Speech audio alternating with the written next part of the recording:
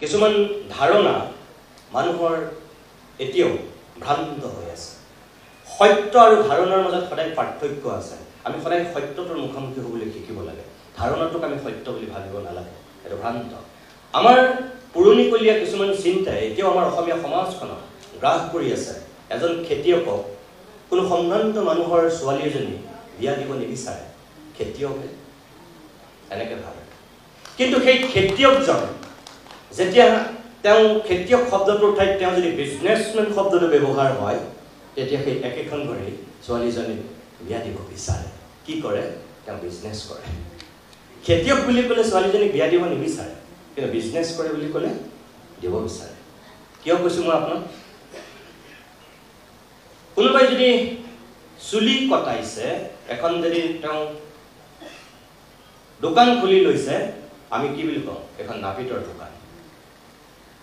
নাপিত জনলৈ কোনো সম্ভ্ৰান্ত মানুহে নিজৰ জীয়েকক বিয়া দিব নিবিচাৰে কি নাপিতহে কৰে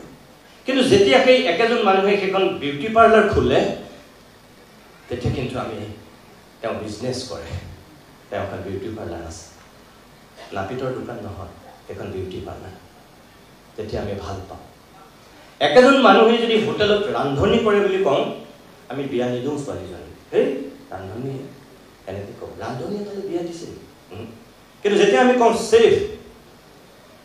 তেতিয়া তেওঁ ওখ হৈ যায় আসনখন আমি তেতিয়া তেওঁক বিয়া দিওঁ এইবিলাক আমাৰ মানসিকতা ড্ৰাইভাৰ বুলি ক'লে আমি বেয়া পাওঁ সেইকাৰণে চাগে বাছবিলাকত ড্ৰাইভাৰ নিলিখি সেই দৰ্জাখনত ড্ৰাইভাৰবিলাকে পাইলট বুলি লিখি থয় আমি সাধাৰণতে উৰাজাহাজ চলোৱা মানুহক আমি পাইলট বুলি কওঁ গাড়ী আপুনি চাব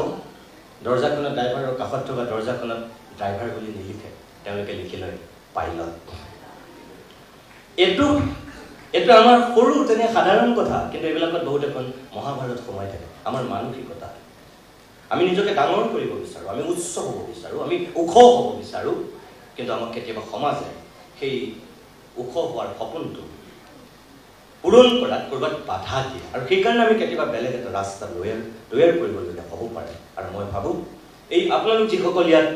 মৎস্য উৎপাদনৰ লগত গাহৰি বা কুকুৰা বা বেলেগ বেলেগ যিমানবিলাক কৃষি ক্ষেত্ৰৰ লগত জড়িত হোৱা মানুহ আপোনালোকক উৎসাহ দিবৰ কাৰণেই যিহেতু এই অনুষ্ঠানটোৰ আয়োজন কৰিছে মই ভাবোঁ যে আপোনালোকে ইয়াৰ পৰা প্ৰেৰণা পাব আপোনালোকে সাহস পাব সকলোকে মই অভিনন্দন জনাইছোঁ আমাৰ অসমখন এখন কৃষি প্ৰধান ৰাজ্য সকলোৱে জানে আমাৰ ইয়াত বিভিন্ন ধৰণৰ কৃষি আছে আমাৰ চাহ খেতি পৃথিৱীৰ ভিতৰত আটাইতকৈ আমি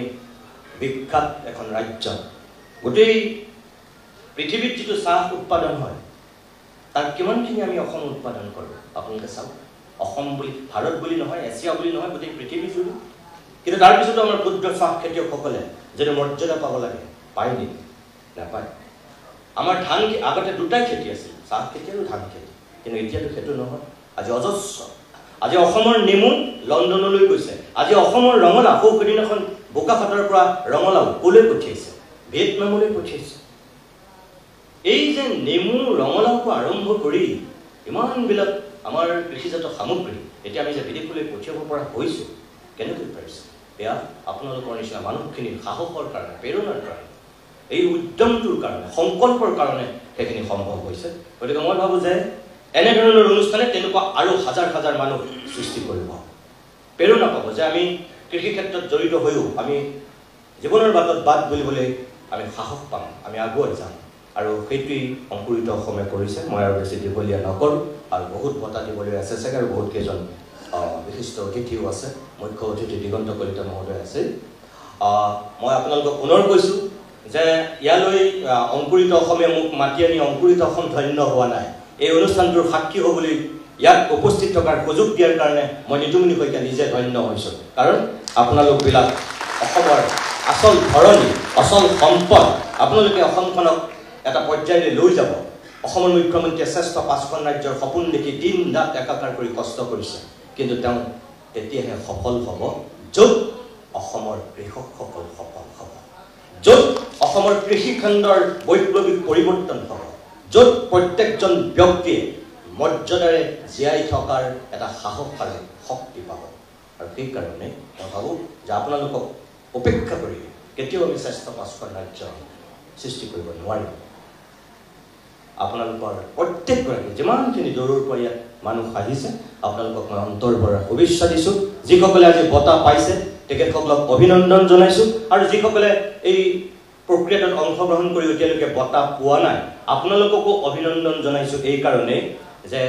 বিফলতাই সদায় সফলতাৰ দুৱাৰ মুকলি কৰে গতিকে আপোনালোক হতাশ নহ'ব প্ৰত্যেকবাৰে এই প্ৰক্ৰিয়াটোৰ লগত জড়িত হওক আৰু অংকুৰিত অসমৰ যি মহৎ প্ৰচেষ্টা তাত আপোনালোকৰো ক'ৰবাত নহয় ক'ৰবাত অকণমান এটা সহযোগিতা অৱদান থাকি যাওক জীৱন জিন্দাবাদ